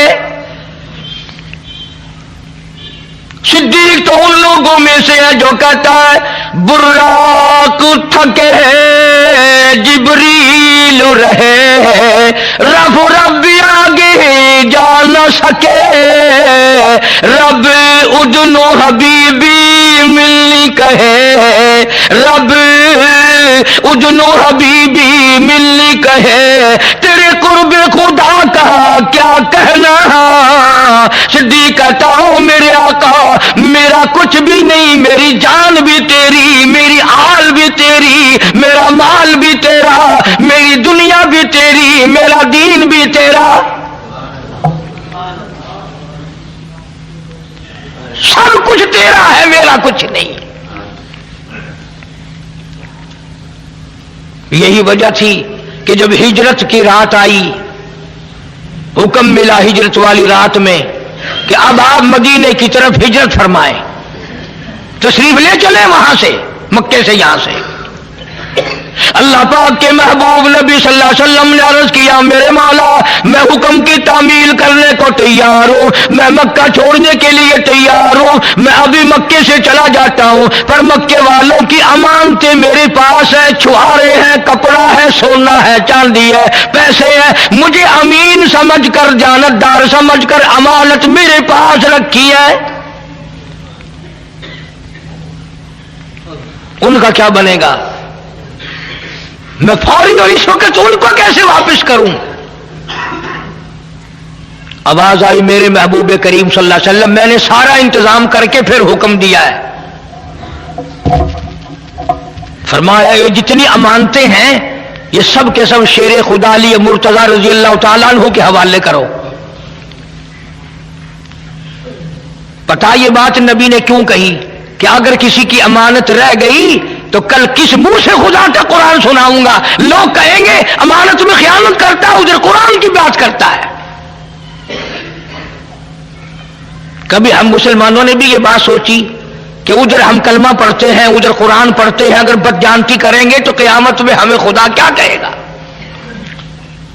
آواز آئی میرے محبوب شیر خدا کو سامنے لاؤ رضی اللہ تعالیٰ بڑے اونچے درجے والا بڑی شان والا علی مرتضی مکے والوں کا سونا اے علی تیرے حوالے مکے والوں کی چاندی تیرے حوالے مکے والوں کی کھجوریں تیرے حوالے مکے والوں کا کپڑا تیرے حوالے مکے والوں کا پیسہ ٹکا تیرے حوالے میرے نبی کا بستر تیرے حوالے میرے نبی کا حجرہ تیرے حوالے پر ابو بکر میری نبوت والی امانت میرا محبوب تیرے حوالے.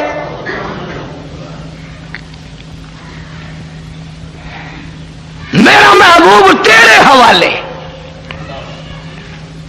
میری امانت مکے والوں کی امانت علی کے حوالے خدا کہتا میری امانت صدیق تیرے حوالے. بات تو بڑی نقطے کی میرے ذہن میں آئی ہوئی ہے آپ لوگ توجہ نہیں کرتے دین کی باتوں کو سمجھنے کے لیے کچھ عقل بھی لگایا کرو. سارا جہان کہتا ہے کہ حضور کریم صلی اللہ علیہ وسلم کے بستر پہ حضرت علی کہہ دو سو گئے. حضرت علی رضی اللہ تعالیٰ عنہ حضور کے بستر پہ سو گئے. کسی کے بچے کو پولیس پکڑ کے لے جائے ماں باپ کو نیند آتی ہے؟ کوئی اغوا کر کے لے جائے ماں باپ کو نیند آتی ہے؟ دو باتوں میں سے ایک ہے سمجھو یا حضرت علی کو اتنی تسلی ہو گئی کہ رات تو ہے خطرناک ہجرت والی کوئی اور حضور کے ساتھ ہوتا تو پریشانی تھی میں بھی ہوتا تو پریشانی تھی اب چونکہ ساتھ صدیق ہے اس لیے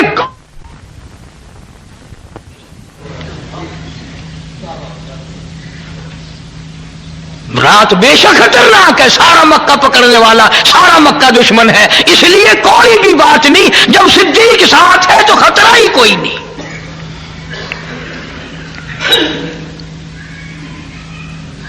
ادھر حضور کریم صلی اللہ علیہ وسلم نے پوچھا میرے مولا یہ چاروں طرف دشمن کھڑے ہیں اسی رات کو مکے والوں نے حضور کریم صلی اللہ علیہ وسلم کا قتل کا منصوبہ بنایا ہوا تھا.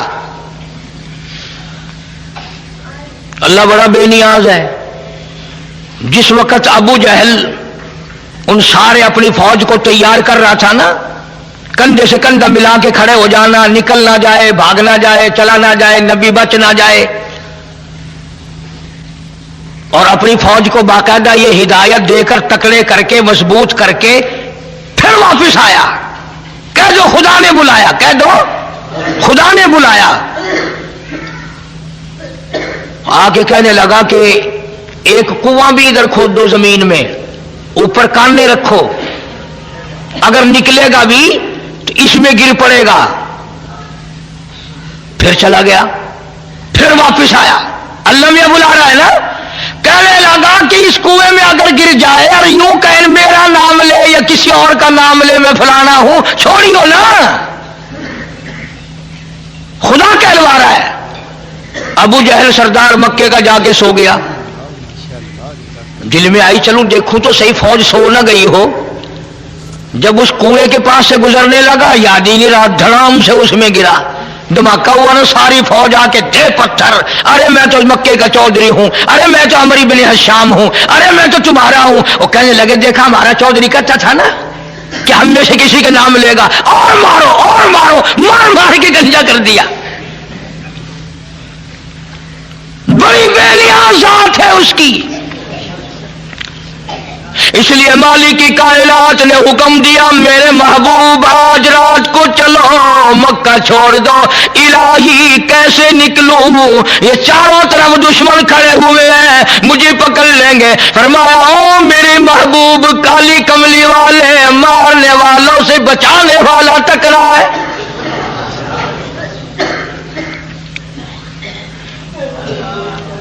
ایسا کریں آپ ایک مٹھی مٹی کی بھر کے ان کی طرف پھینک دیں.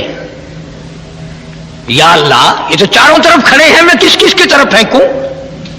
فرمایا وما رمیت اذ رمیت ولکن اللہ رما. اور کالی کملی والے ہاتھ تیرا ہوگا، طاقت میری ہوگی. مجھے اپنی کبریائی کی قسم، یہ جتنے بھی کھڑے ہیں چاروں طرف کے کھڑے ہونے والوں کی آنکھوں میں میں پہنچا دوں گا.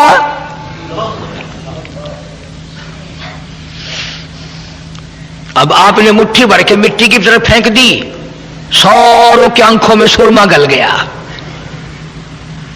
آپس میں کھڑے تھے نا، اب ہوا نہیں، کوئی آیا نہیں گیا نہیں. ایک دوسرے کو برابر والے کو کہنے لگے کیوں میں بدماش میری آنکھ میں مٹی پھینک دی. انہوں نے کہا واہ، پہلے میری آنکھ میں پھینک کر پھر بکواس شروع کر دی، اور پڑی تو سب کی آنکھوں میں تھی نا. جو لگے چاروں طرف کشتی کرنے، ایک دوسرے کی پالش کرنے. آواز آئی میرے محبوب یہ سارے دھندے لگ گئے ہیں، اب چلو.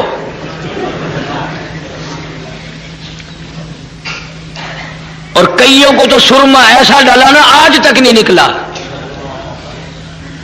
آج تک نہیں نکلا.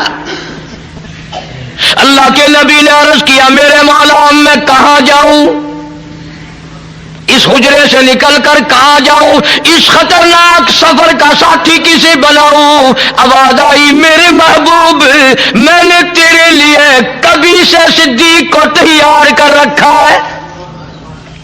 صدیق اکبر کے دروازے پہ جاؤ، سارا جہان تیرے دروازے پہ آتا ہے. آج ہجرت والی رات میں آپ ابو بکر کے دروازے پہ جائیں تاکہ دنیا کو پتا چلے ابو بکر کا وہ مقام ہے. ہجرت والی رات میں تلاش کرو گے تو صدیق نبی کے ساتھ ملے گا، غار میں تلاش کرو گے صدیق نبی کے ساتھ ملے گا، مزار میں تلاش کرو گے صدیق نبی کے ساتھ ملے گا.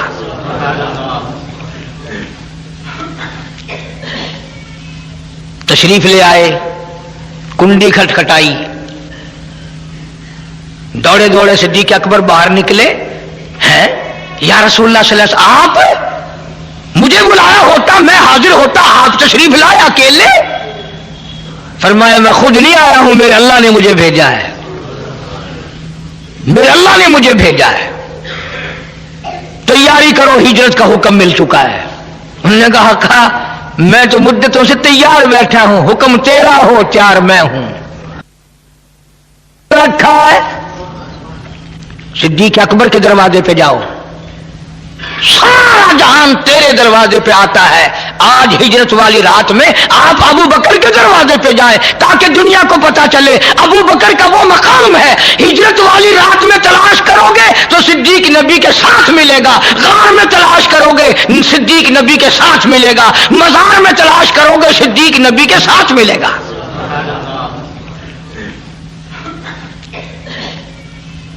تشریف لے آئے, کنڈی کھٹکھٹائی, دوڑے دوڑے صدیق اکبر باہر نکلے. ہیں یا رسول اللہ صلی اللہ علیہ وسلم, آپ مجھے بلایا ہوتا میں حاضر ہوتا, آپ تشریف لائے اکیلے. فرمایا میں خود نہیں آیا ہوں, میرے اللہ نے مجھے بھیجا ہے, میرے اللہ نے مجھے بھیجا ہے. تیاری کرو, ہجرت کا حکم مل چکا ہے. انہوں نے کہا میں تو مدتوں سے تیار بیٹھا ہوں, حکم تیرا ہو تیار میں ہوں. پھر دوسری مرتبہ فرمایا صدیق جی حضور کوئی سواری تیار کرنا. آقا سواری تو ایک عرصے سے تیار کر رکھی ہے, کوئی اونٹ کوئی گھوڑا کوئی خچر نظر سے آتا نہیں. اللہ اکبر. ابو بکر صدیق نے اپنی کمر پہ ہاتھ رکھ دیا, عرض کیا میرے آقا جب تک ابو بکر زندہ ہے میں آپ کی سواری ہوں, آپ میرے شاہ سوار ہیں. کام دوں گا, میں آپ کو لے کے چلوں گا. جلدی کرو, جی جلدی ہے. تشریف لے جاتے یاد بھی رکھا کرو ان باتوں کو. حضور کریم سب کہہ دو صلی اللہ علیہ وسلم نے ابو بکر کی چھوٹی سی بیٹی ہے سیدہ اسما رضی اللہ تعالی عنہا, یوں رحمت والا سر پہ ہاتھ رکھا, سالی ہے حضور صلی اللہ علیہ وسلم کی. فرمایا اسما بتانا نہیں ہم کہاں گئے کدھر گئے ہیں. انہوں نے کہا آقا بے فکر رہو, قیمہ بن سکتا ہے, صدیق کی بیٹی نبی کا پتہ نہیں بتائے گی. تشریف لے گئے. مکے والوں نے فوراً آیا, ابو جہل آ کے دیکھتا کیا وہ پچھلی بات سوچو, ابو جہل آیا نا, سردار آئے, آ کے دیکھا تو وہ مکے کے نوجوان آپس میں لگے ہوئے ہیں ایک دوسرے کی مالش کرنے پالش کرنے. وہ کہتا تو نے میری آنکھ مٹی پھینکی, انہوں نے کہا تو نے پہلے پھینکی ہے, انہوں نے کہا ادھر والے نے پھینکی ہے ادھر والے نے پھینکی, لگے ہوئے آپس میں. ابو جہل آ کے کر دیا نا کام خراب, لگ گئے آپس میں. انہوں نے کہا چودھری صاحب میری دونوں آنکھوں مٹی پھینکی اس نے. دوسرا کہنے لگا اس نے ایسی مٹی پھینکی مجھے اب تک نظر نہیں آتا. جانتا تو تھا ابو جہل کہ ان میں سے کسی نے نہیں پھینکی ہے, کسی اور نے پھینکی ہے. انہوں نے کہا اچھا میں اندر جا کے دیکھتا ہوں. چپ کیسا حجرے میں گیا, والی مرتضی شیر خدا کو حضور کے بستر پہ سوئے ہوئے دیکھا. قربانی یہ بھی کم نہیں, خطرناک رات میں جس کے قتل کا منصوبہ ہو وہاں سونا کوئی آسان ہے؟ ہم ان لوگوں میں سے نہیں جو اہل بیت کی شان کو گھٹائیں گے. صحابہ کرام کا مقام اونچا, اہل بیت اعظام کا مقام اونچا. جب حضور اپنے حجرے میں نہ ملے پھر مکے والوں کی عقل دیکھو, مکے والوں کا فہم دیکھو, ان کی سمجھ دیکھو, ان کی سمجھداری دیکھو. سارے مکے کی چودھری سرکار کو تلاش کرنے کے لیے بلال کے مکان پہ نہ گئے, سہیل کے مکان پہ نہ گئے, عثمان کے مکان پہ نہ گئے, طلحہ زبیر کے مکان پہ نہ گئے, عبد الرحمن ابن عوف کے مکان پہ نہ گئے, ابو ذر غفاری کے مکان پہ نہ گئے, سیدھے صدیق کے دروازے پہ سارے آئے. ارے چلو قاری حنیف کی نہیں مانتا تو نہ مان, قرآن کی نہیں مانتا تو نہ مان, چل مکے والوں کی مان جا. مکے والوں کا بھی عقیدہ, کسی محلے میں نہیں گئے, کسی گلی میں نہیں گئے, کسی کے دروازے پہ نہیں گئے, سیدھے ابو بکر صدیق کے دروازے پہ آئے ہیں. مکے والوں کا بھی عقیدہ چلو اگر نبی اپنے گھر میں نہیں تو صدیق کے یہاں ضرور ملے گا, اس لیے کہ نبی اور صدیق میں جدائی ممکن نہیں.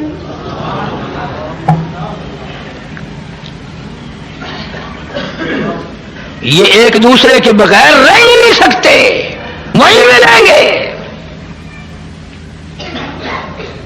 کنڈی کھٹکھٹائی ہے, آ کے سیدہ اسما نکلی ہیں باہر. انہوں نے کہا کی بیٹی جی کدھر ہے تمہارا نبی، تیرا ابا کہاں ہے؟ دنیا کے تاریخ دان یہ ثابت نہیں کر سکتے کہ خطرناک مشکل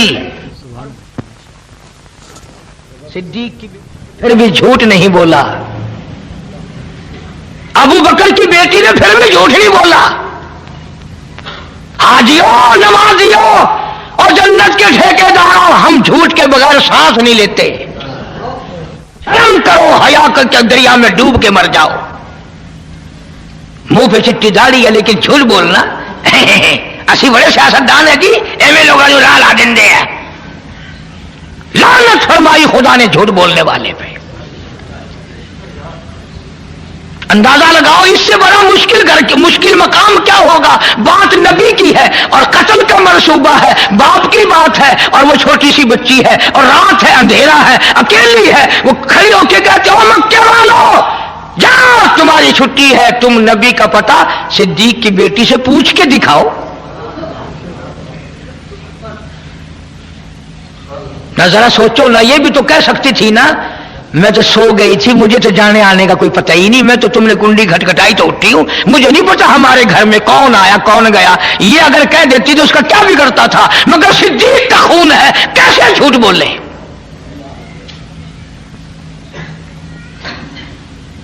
امیہ بن خلف کہنے لگا کاکی سیدھی سیدھی طرح بتا ورنہ پرخ سے اڑا دیے جائیں گے. آگے بھی ابو بکر کی بیٹی ہے، کہنے لگی جاؤ تم سارے چودھری ہو، میں جانتی ہوں مکے کے سارے نوجوانوں کو اکٹھا کر کے لاؤ، سارے پہلوانوں کو اکٹھا کر کے لاؤ، سارے مکے کے بہادروں کو بلا لے آؤ، اور اس مولا کی قسم ہے جس نے مجھے صدیق کی بیٹی بنایا، میری کالی کملی والے کا پتہ پوچھ کے دکھاؤ. جاؤ جاؤ اپنا کام کرو، چودھری ہو تو تم کیا ہے. اور یہ بات گفتگو میں ختم نہیں ہوئی. ابو جہل کمینہ آگے بڑھا اور صدیق کی بیٹی کے سر کے بال پکڑے ہیں اور یوں آسمان میں گھما کر پڑاخ سے پتھر میں دے مارا. پتھر کی نوک ماتھے میں لگی، لہو کی دھار وہ جا کے پڑی. ادھر پھر وہ بولے چودھری بول بتائے گی کہ نہیں. کہنے لگی قیمہ بنا سکتے ہو پر آقا کا پتہ نہیں پوچھ سکتے، میری بوٹیاں اڑا سکتے ہو، جو چاہو کرو. کیوں؟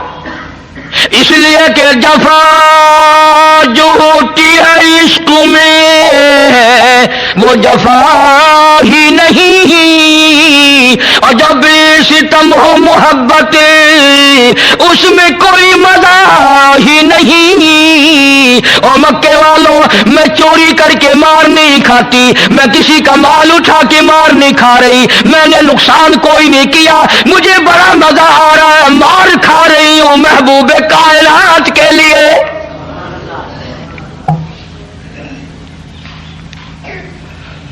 جاؤ جو تمہارا دل کرے وہ کرو، مان جاؤ بھی ورنہ اور ماریں گے. اسما کہتی ہے الفت میں برابر ہے وفا ہو یا کہ جفا ہو، ہر چیز میں لذت ہے گر دل میں مزہ ہو. ارے تمہیں کیا پتا اس مار میں مجھے وہ مزہ آیا جو تجھے ساری عمر میں کبھی نہیں آیا ہوگا. آقا کے نام پہ میں نے مار کھائی ہے، محمد عربی صلی اللہ علیہ وسلم کے لیے مار کھائی ہے. چھوڑ کے چلے گئے. اللہ اکبر. صدیق کی بیٹی گھر آتی ہے، اندازہ لگاؤ چاروں طرف کافر پکڑنے کے لیے پھر رہے ہیں، ٹول کے ٹول چھٹے ہوئے ہیں، قافلے چل رہے ہیں. اور اسما کہتی ہے امی جلدی کھانا تیار کر، میرے آقا کو بھوک لگی ہوگی، اس غار میں کھانا پہنچا کے آؤں گی، اکیلی پہاڑوں کا راستہ. اور جس وقت غار میں کھانا لے کے پہنچی ہے، رحمت کائنات صلی اللہ علیہ وسلم کی نظر پڑی. فرمایا اسما یہ تیرا منہ کیسے سوج گیا؟ انہوں نے کہا کچھ نہیں. فرمایا ہاں ہوا تو ہے کچھ. بچی تھی نا چیخ مار کے رو پڑی، میرے آقا مکے والوں نے میرے منہ پہ تماچے مارے ہیں، مجھے اٹھا اٹھا کے پتھر میں مارا ہے۔ علماء نے لکھا ہے رحمت کائنات کی رحمت والی جھولی پھیل گئی، یا اللہ ابو بکر کا گھر میرے لیے مار کھا رہا ہے، تو انہیں سب پہ کرم فرما دے۔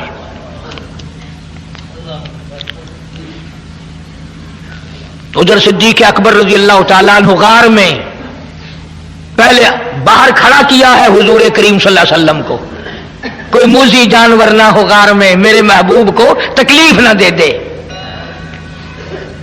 ساری غار صاف کی ہے، ساری غار صاف کی ہے، اس میں 14 سوراخ ہے، 14 میں نے اپنے ہاتھوں سے گن کے دیکھے ہیں، اور ایسے بڑے بڑے سوراخ ہیں کہ یہ میرا ہاتھ پورا چلا گیا۔ اب صدیق نے اپنے محبوب کو بچانے کے لیے کیا کیا انتظام کر رہا ہے، اور تو کپڑا تھا نہیں، کرتا اتارا، اس کی لیریں بنائی، ان سوراخوں میں ڈالی، سارے سوراخ بند کر دیے، پگڑی اتاری اپنی، اس کے ٹکڑے بنائے، سارے سوراخوں میں ڈال دی، آخری سوراخ کے لیے کچھ نہ بچا۔ مقام عشق یہ ہے اپنا پیر لگا دیا اور یہ جھولی پھیلا دی، میرے آقا آ جاؤ آرام فرماؤ۔ گویا رحل بچھ گئی، قرآن آ گیا، اور 3 دن گزر گئے، ابو بکر اکیلا دیدار کر رہا ہے، مصطفیٰ کریم کا روح انور ہے اور نظر ہے صدیق اکبر کی، وہاں اور کوئی بھی نہیں، کوئی بھی نہیں۔ اسی کو کمتر مرحوم کہتا کہ مٹھیا راتا غار دیا،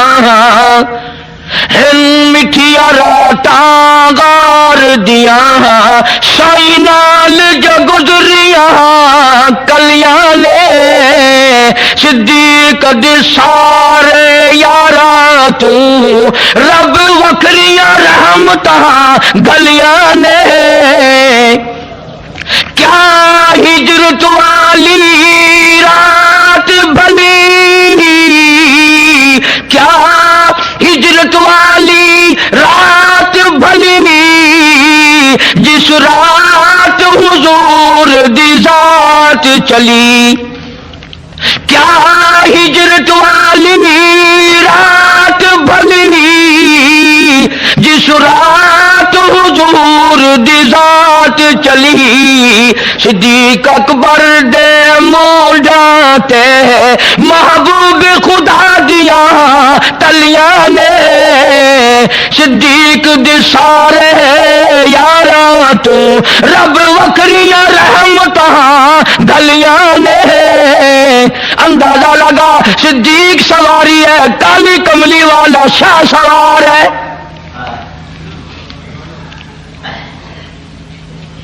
نبوت کا سارا وزن صدیق نے اٹھا رکھا ہے، اور منٹ 2 منٹ نہیں، اور کلیجے پہ ہاتھ رکھ کے سوچو 4 میل کی بلندی چڑھائی پہ چڑھا ہے،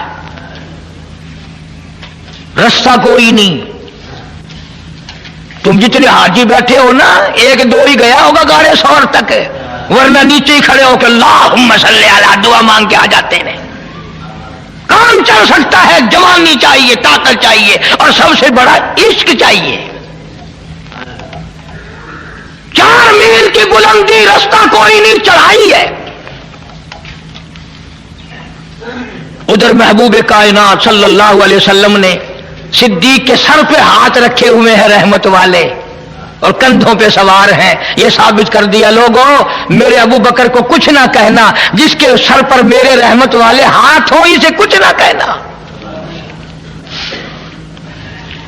غار میں لیے بیٹھا ہے، دیدار کر رہا ہے، کافر تلاش کرتے کرتے کرتے کرتے غار کے منہ پہ جا پہنچے، غار کے دروازے پہ جا پہنچے۔ صدیق اکبر کا حال یہ بنا کرتا، آئی پہلی منزل غار دی ہے، آئی پہلی منزل غار دی ہے، آزمائش یار دی پیار دیے، آئی پہلی منزل غار دیے ازمائش یار دی پیار دیے عاشق نے ضربان ناگ دیا کئی وار تلی تے جھلیاں نے بار بار ڈنک مارتا ہے صاحب ابو بکر اپنا پیر نہیں ہٹاتا میرے محبوب کی نیند نہ اکھڑ جائے.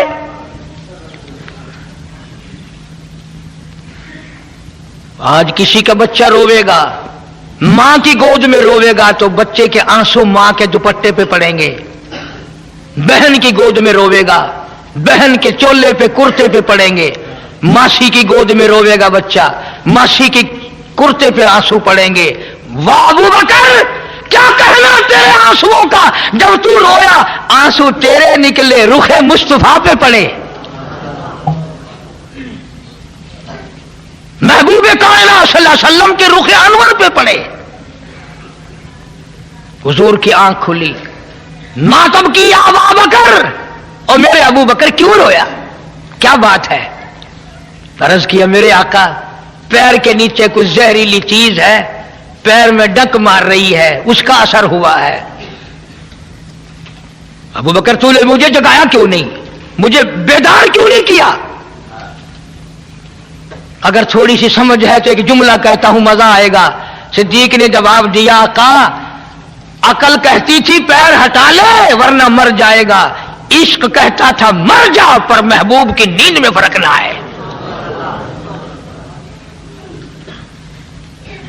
میرے عشق نے مجھے میں نے حرکت نہیں لی میرے محبوب کی نیند نہ خراب ہو جائے. اتنا اونچا مقام ہے ابو بکر کا. رخ مصطفیٰ پہ آنسو پڑے حضور کے چہرے پہ صدیق کے آنسو پڑے اور آپ نے پوچھا ابو بکر کیا بات ہے کیوں رویا.